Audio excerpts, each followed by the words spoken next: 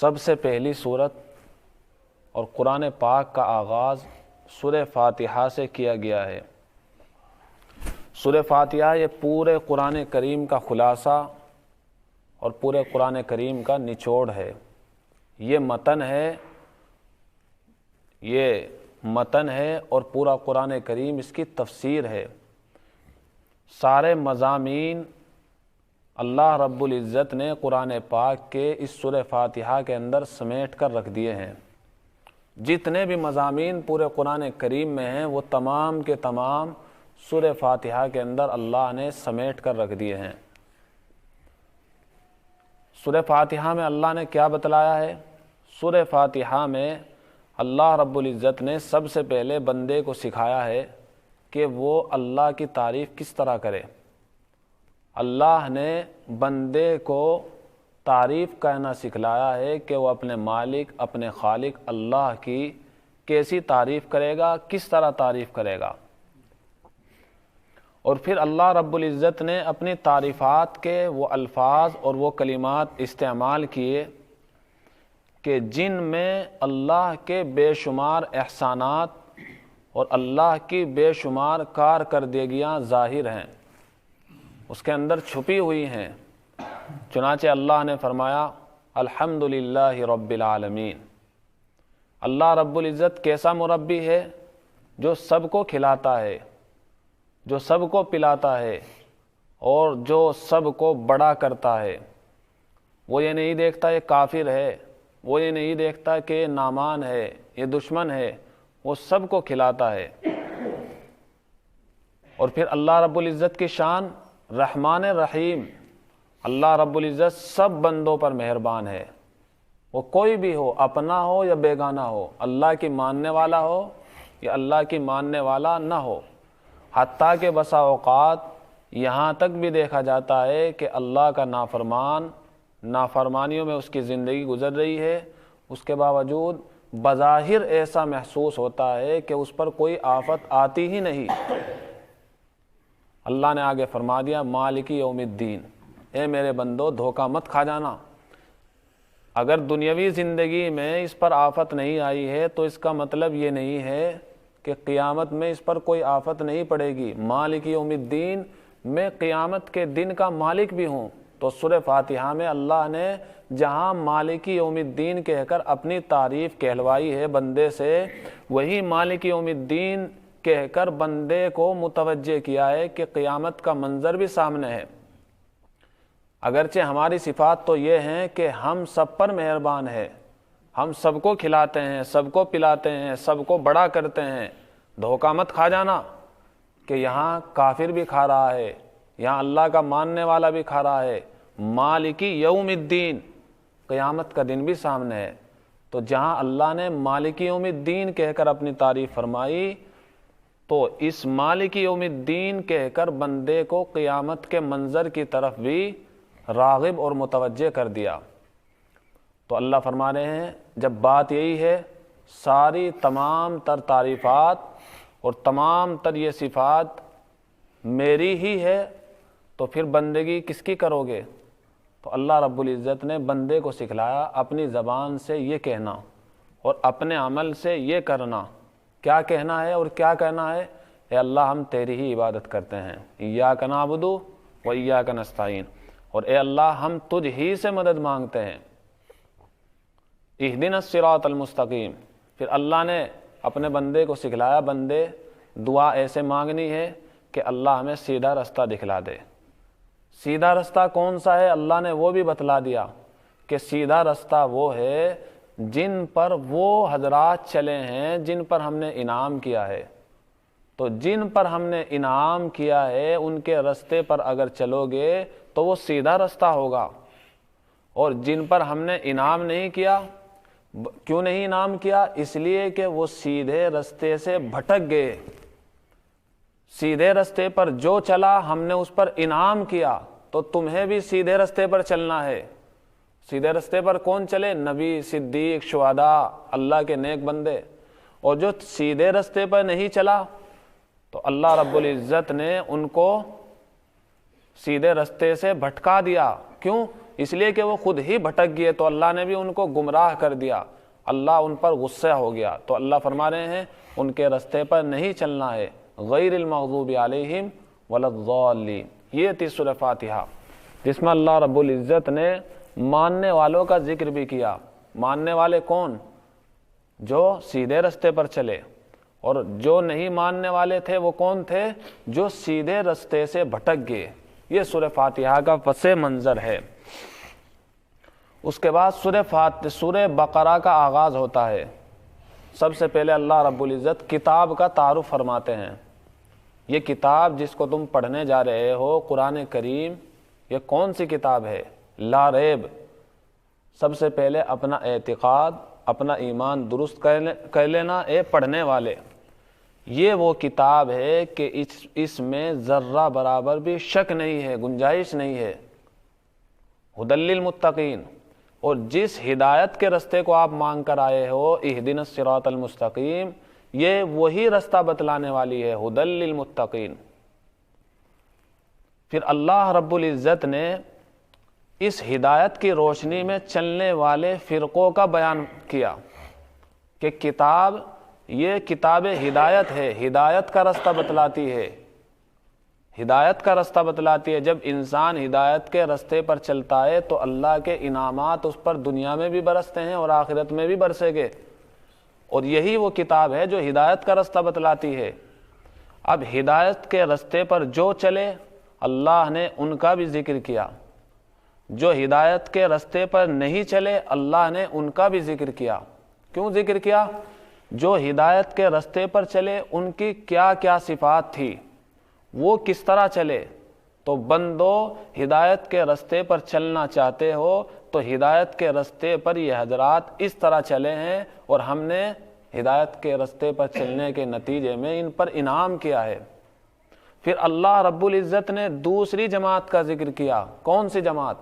جو ہدایت کے رستے پر نہیں چلی بلکہ ہدایت کے رستے سے بھٹک گئی، من مانی رستے پر چل گئی۔ اللہ نے اس جماعت کا بھی ذکر کیا۔ کیوں کیا؟ تاکہ میرے بندے ان کے رستے پر نہ چلیں۔ پھر اللہ رب العزت نے ایک تیسری جماعت کا بھی ذکر کیا، منافقین کا۔ منافقین کون؟ جو زبان سے یہ کہا کرتے تھے کہ ہم مسلمان ہیں، ہم تو مسلمان کے بھائی ہیں، یہ مسلمان ہمارے ہی تو بھائی ہیں، لیکن دل میں کفر بسا ہوا تھا، ان کے دل میں کفر بسا ہوا تھا، اور زبان پر کیا کہا کرتے تھے؟ ہم تو مسلمان ہیں، یہ جو بیٹھے ہوئے ہیں یہ ہمارے ہی تو بھائی ہیں۔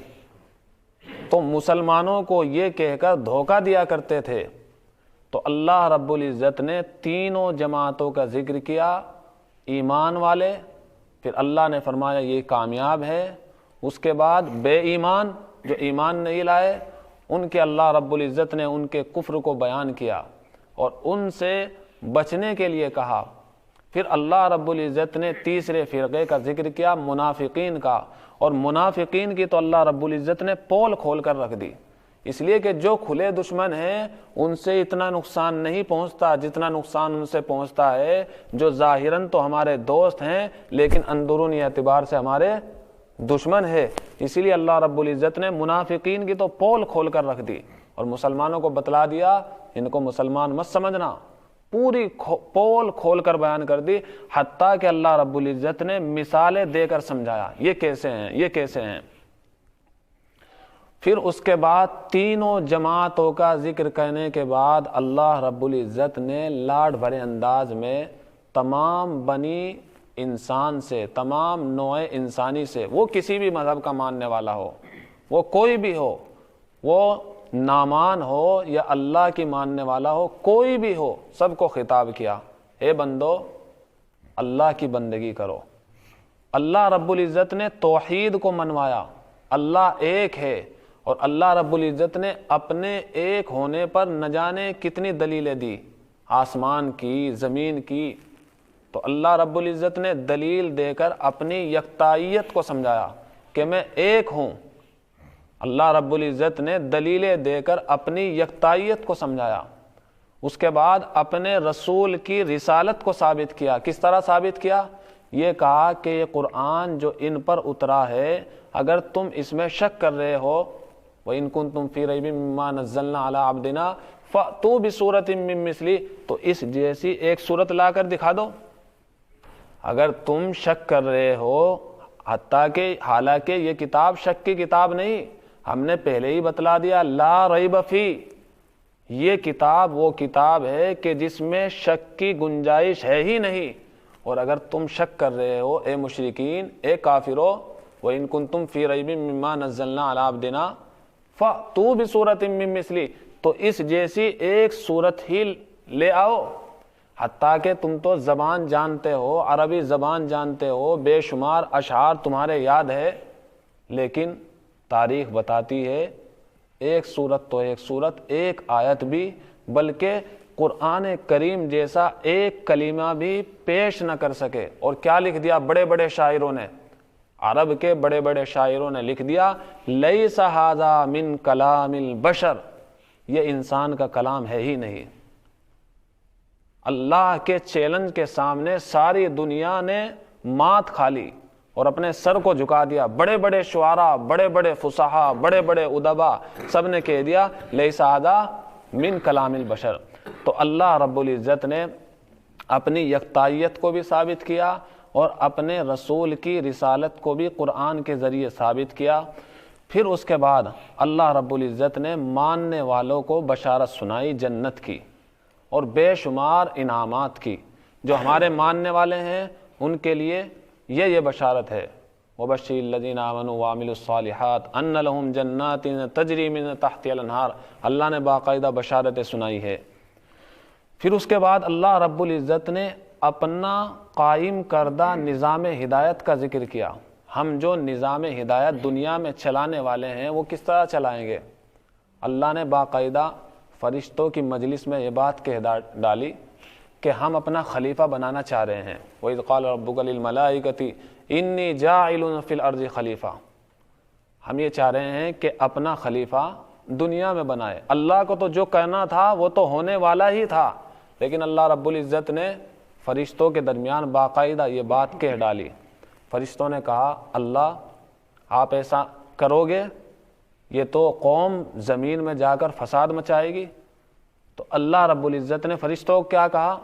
جو میں جانتا ہوں تم نہیں جانتے، اے فرشتوں جو میں جانتا ہوں وہ تم نہیں جانتے۔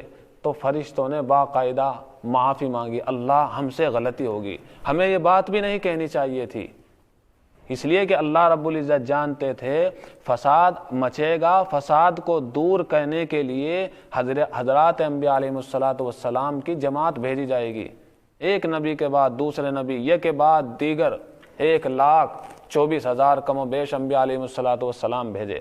تو اللہ نے باقاعدہ اس کا ذکر کیا۔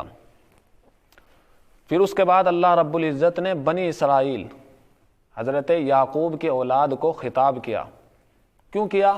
اس لیے کہ بنی اسرائیل ہی اور حضرت یعقوب کی اولاد ہی وہ اولاد تھی جو اہل کتاب تھی، باقاعدہ ان کے پاس تورات تھی، یہ تورات کو مانتے تھے۔ اللہ رب العزت نے بنی اسرائیل کو خطابات کیے ہیں، ان کو متوجہ کیا ہے اور ان کی خرابیوں کا ذکر کیا ہے۔ اور اللہ رب العزت نے تو بنی اسرائیل پر اتنے انعامات کیے ہیں، جو تفسیر میں بیٹھنے والے ہیں ان کے ذہن میں کچھ بات آ رہی ہوگی، اللہ رب العزت نے بنی اسرائیل پر کتنے انعامات کیے، لیکن ضدی قوم تھی، نافرمان ناشکری قوم تھی۔ اللہ نے تو انعامات برسائے، ادھر سے وفا ہے ادھر سے جفا ہے۔ اللہ رب العزت نے تو انعامات برسائے ہے اور یہ قوم بغاوت پر اترتی چلی گئی، حتیٰ کہ اس قوم نے انبیاء علیہ السلام کی شان میں بھی گستاخیاں کر ڈالی۔ وقت کا جلیل القدر پیغمبر ہے حضرت موسیٰ کی شان میں بھی اس قوم نے بغاوت کی ہے، باقاعدہ شان نبوت میں انہوں نے بغاوت کی، توہین کی۔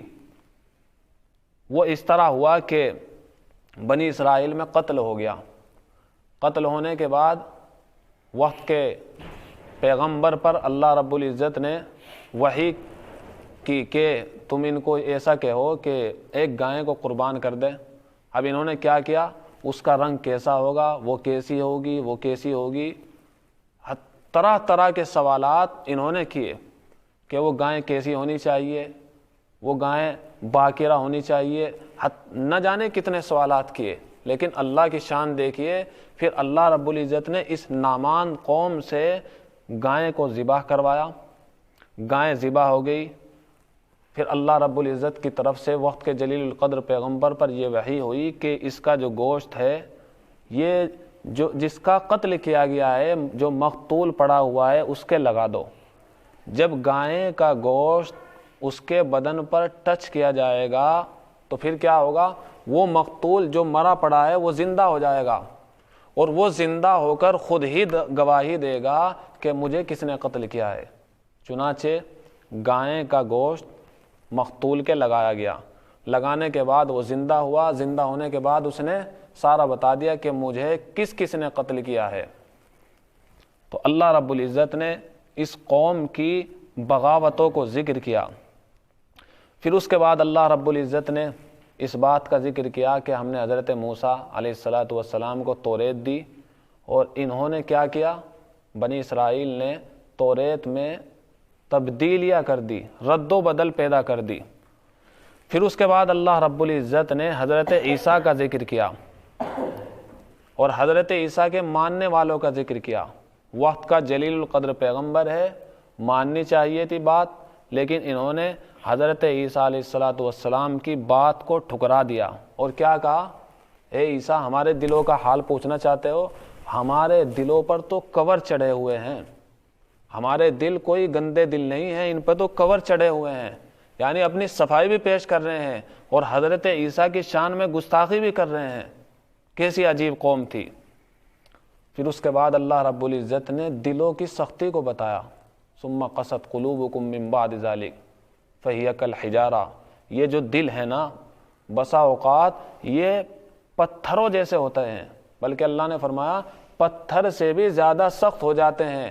بہت سے پتھر وہ ہوتے ہیں اللہ کے ڈر کی وجہ سے ان سے چشمے بہہ جاتے ہیں، روتے ہیں، اور بہت سے پتھر وہ ہوتے ہیں اللہ کے ڈر کی وجہ سے گر جاتے ہیں، لیکن ان کے دل سخت ہو گئے.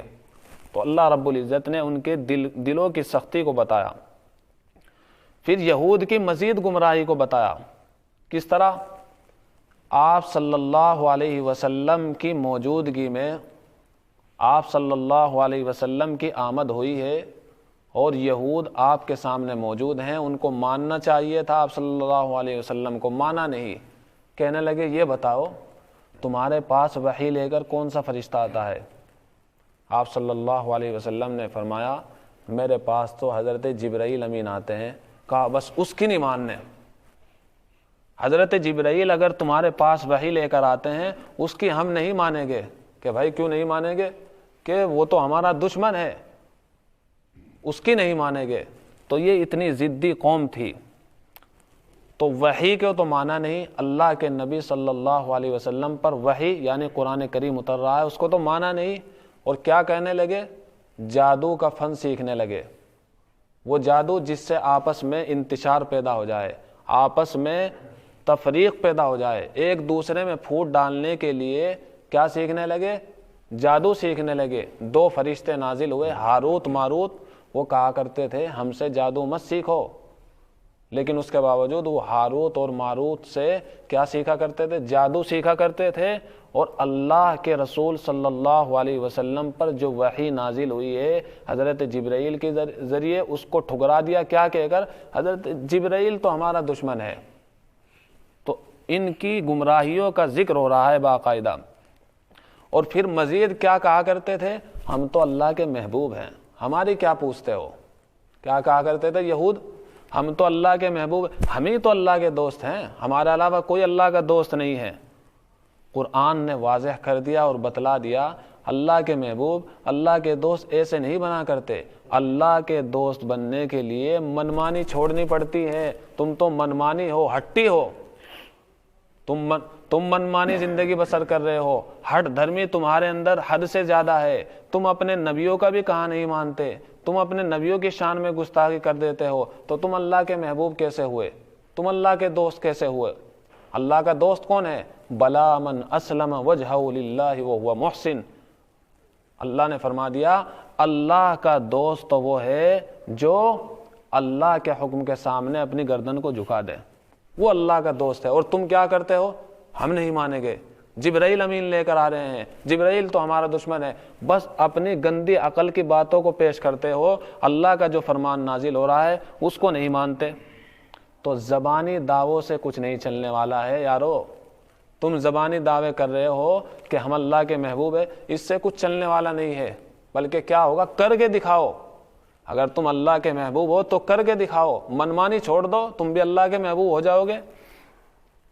اس کے بعد اللہ رب العزت نے حضرت ابراہیم کا ذکر کیا۔